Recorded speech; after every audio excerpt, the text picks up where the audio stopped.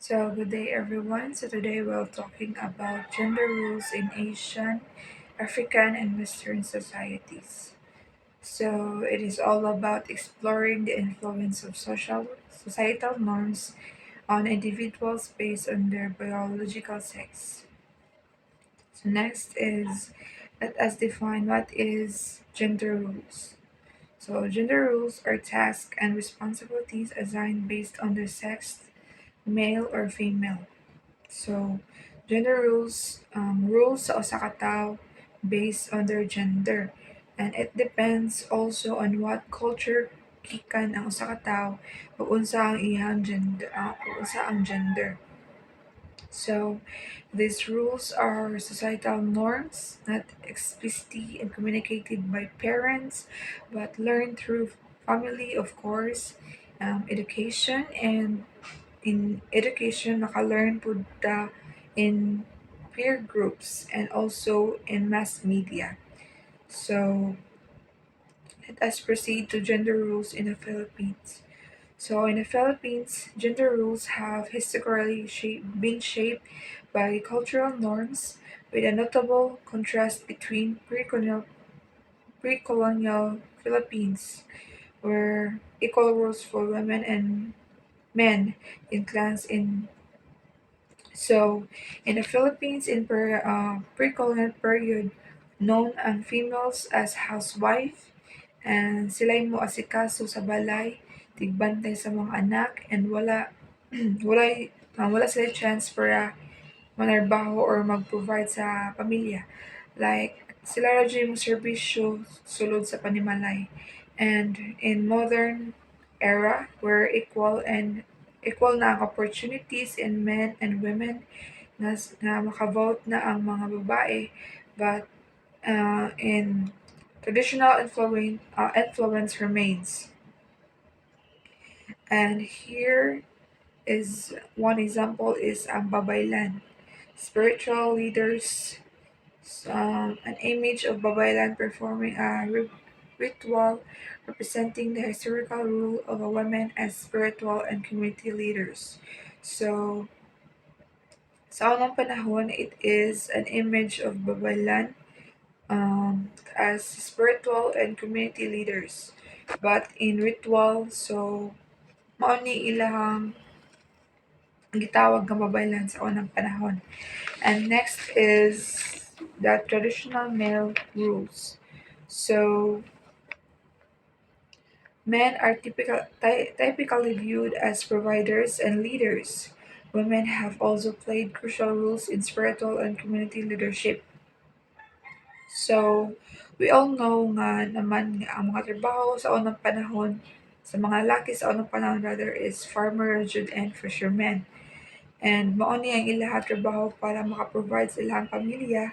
And until now, naa po ni nga trabaho and ginabuhat siya po ni sa mga kalakihan karon. So, sa babae magtrabaho sa balay, ang lalaki po is mo provide sa usa ka pamilya.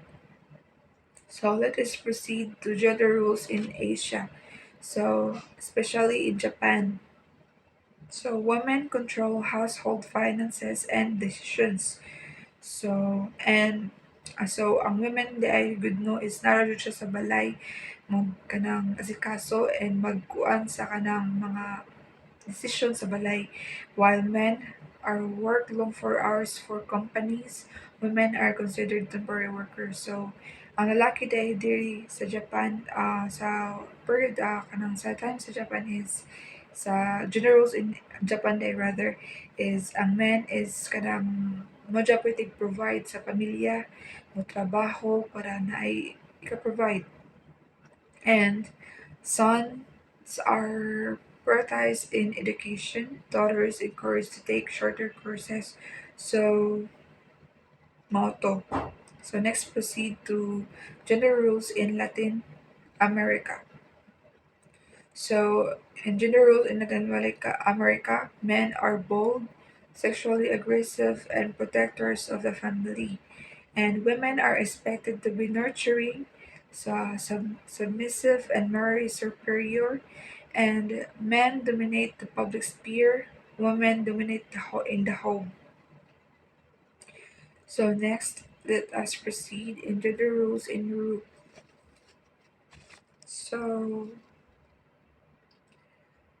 economic restructuring influences traditional norms.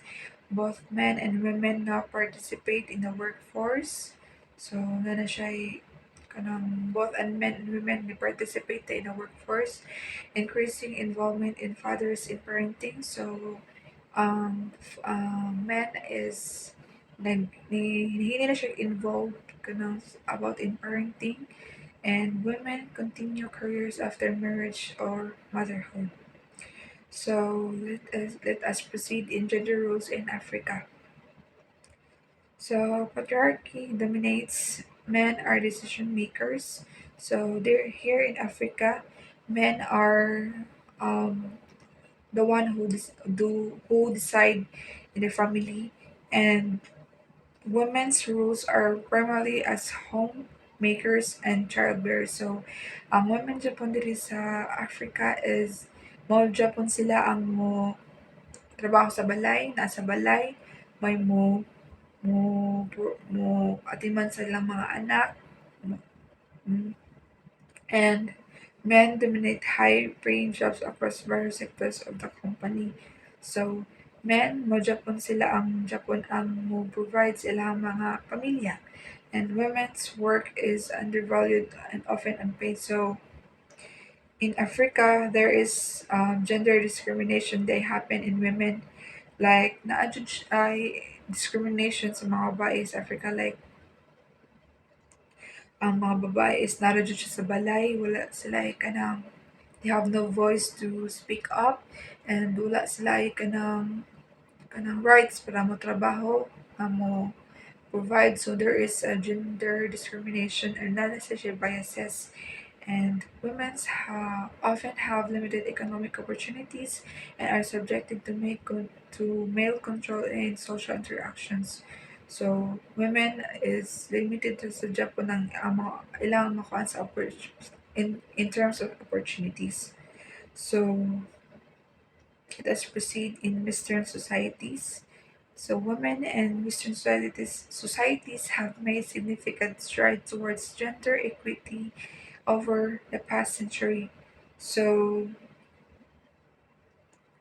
and traditionally, women were expected to be homemakers, but this expectation has dramatically shifted to encourage.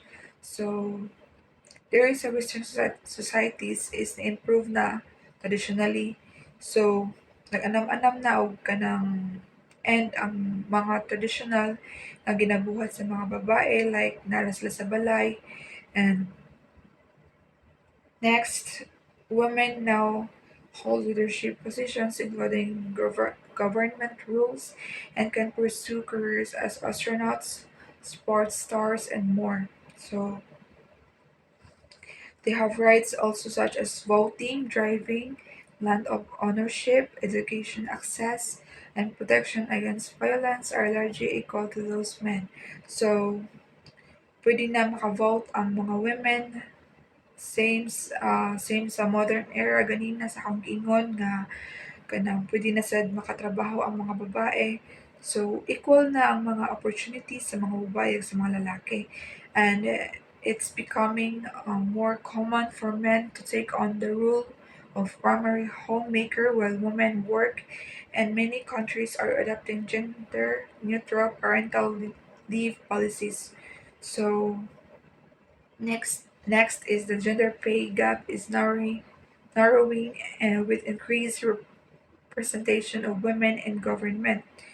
So as we can see, in the modern era now, na ang mga babae is pwede na sila makatrabaho, mga barangay man or mga municipality. So let us proceed in gender roles in North America. And so, significant progress in the gender equality. Both men and women contribute economically, and men participate in household duties and childbearing, rearing, and increasing female presence in traditionally male dominated fields. So, improve na jud ang gender roles as equal to both male and female. So, ang lalaki is mo-participate na sad in the household chores, sa pag-atimon sa mga sa balay, sa anak, and both men and women and na siya contribute economically, and ang mga females are encouraged na to work as men works. So, more to guys ang akong andam nga presentation for today, and thank you.